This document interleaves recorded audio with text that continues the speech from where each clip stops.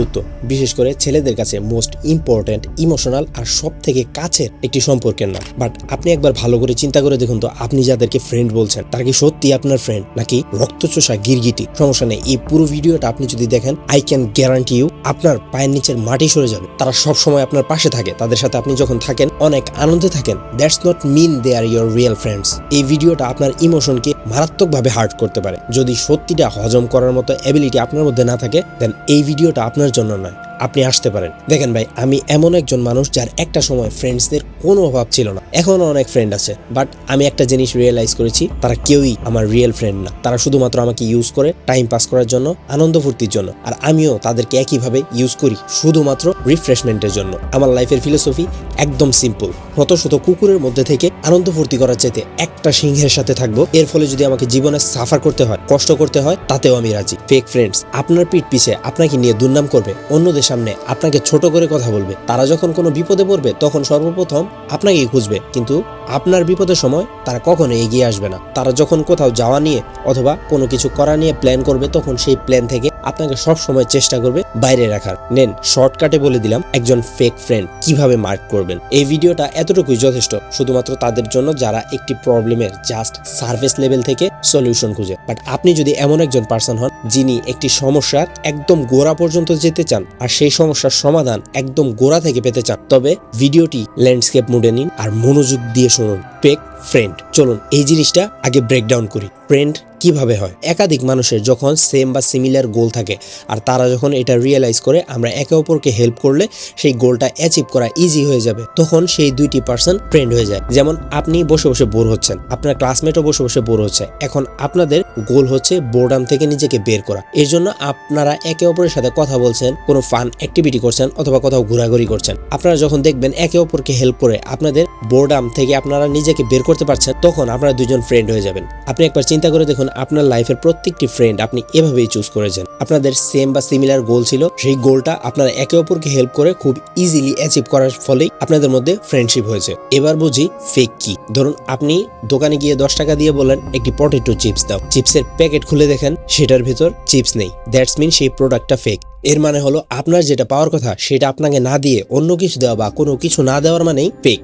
ধরুন আপনি আপনার ফ্রেন্ডকে হেল্প করেছেন, আপনার যখন প্রয়োজন হলো, আপনার প্রয়োজনে সে আপনাকে হেল্প করলো না, দ্যাটস মিন সে ফেক, তাই না? এখন সময় আপনার পায়ের নিচের মাটি টান দেওয়ার। আপনি ফ্রেন্ড বানিয়েছেন পাবজি গেমস থেকে, আর আপনার এক্সপেকটেশন হলো আপনার লাইফে ফ্যামিলিগত কোনো যখন প্রবলেম হবে অথবা আপনি যখন ফাইন্যান্সিয়ালি কোনো প্রবলেমে পড়বেন, তখন সেই ফ্রেন্ড আপনাকে হেল্প করবে। আর যদি না করে, দেন সে একটি ফেক ফ্রেন্ড। এই কথা বলার আগে আপনি এটা বলুন তো, আপনাদের দুইজনের ফ্রেন্ডশিপের বেজলাইন কি ছিল? আপনাদের দুইজনের ফ্রেন্ড হওয়ার মূল গোল কি ছিল? পাবজি খেলা, চিকেন ডিনার। আর আপনি এখানে তার থেকে এক্সপেক্ট করছেন কি? আপনার লাইফের সমস্যাতে তার সাহায্য। এটা অনেকটা এমন না, একটি প্রাইভেট কারের ড্রাইভারকে আপনি নিয়ে হেলিকপ্টার ধরিয়ে দিলেন আর বললেন এটা উড়া। যখন সে উড়াতে পারলো না, তখন আপনি বলছেন সে একজন ফেক ড্রাইভার। যেই সমস্ত ফ্রেন্ডের সাথে আপনার ফ্রেন্ডশিপ হয়েছে শুধুমাত্র এনজয় করার জন্য, তারা শুধুমাত্র আপনার সাথে এনজয় করবে। আপনারও তেমনই এক্সপেকটেশন রাখা উচিত। আপনি যদি তাদের বিপদে তাদের পাশে দাঁড়ান এটা ভেবে যে আপনার বিপদেও তারা আপনার পাশে থাকবে, দেন এমন হেল্প করার কোনো প্রয়োজন নেই। ভাবুন তো, আপনার কি কোনো ফ্রেন্ড আছে যার মধ্যে এমন এবিলিটি আছে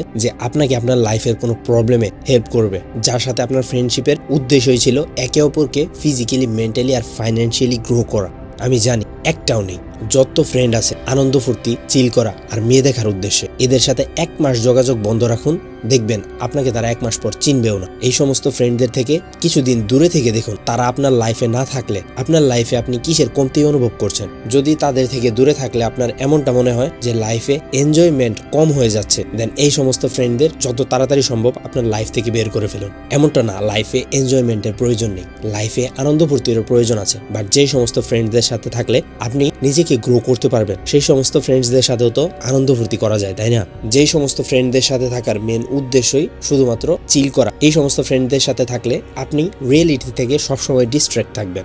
এমন ফ্রেন্ডসদের সাথে আপনি যখন কোনো প্লেজারেবল অ্যাক্টিভিটি করবেন, তখন তারা আপনাকে নিয়ে এমন কোনো কাজও করতে পারে যার জন্য আপনার পুরো লাইফ ধ্বংস হয়ে যেতে পারে। এরা অনেকটা জোকের মতো, আপনার গায়ে বসেই আপনার রক্ত খাবে, আর বেশি দেরি হয়ে গেলে আপনার গায়ের সমস্ত রক্ত খেয়ে আপনাকে তিলে তিলে শেষ করে দিবে, আপনি বুঝতেও পারবেন না। সো যত তাড়াতাড়ি সম্ভব এদেরকে আপনার লাইফ থেকে ছুঁড়ে ফেলে দিন। এরাই আপনার ফেক ফ্রেন্ড, যারা আপনার ফিউচার আর মাইন্ডসেটকে ডিস্ট্রয় করছে। ফ্রেন্ড তাদের বানান যাদের সাথে আপনার সম্পর্ক ফ্রেন্ডের না, ভাইয়ের মতো। যে ভাই চায় না তার ভাই কোনো খারাপ কাজে লিপ্ত হোক, যে ভাই চায় না তার অন্য ভাই লাইফের কোনো এসপেক্টে পিছিয়ে থাকুক, যে ভাই মিথ্যা বলে অন্য ভাইকে প্রশংসা করে না এটা ভেবে যে সত্যিটা বললে তাদের সম্পর্ক নষ্ট হয়ে যাবে, যে ভাই আপনার মধ্যে কোনো খারাপ দিক দেখতে পেলে স্ট্রেট আপনাকে বলে, এর ফলে আপনার যদি কষ্টও হয় খারাপও লাগে তাতেও তার কিচ্ছু যায় আসে না, কারণ সে চায় এন্ড অফ দ্য ডে আপনি আপনার লাইফে ভালো কিছু করুন। একটা ভালো ফ্রেন্ডের আগে একটি ভালো মানুষ খুঁজুন যে সবসময় সত্যি বলে, যার লাইফে বড় কিছু করার ইচ্ছা আছে, যার লাইফে এন্টারটেনমেন্টও আছে,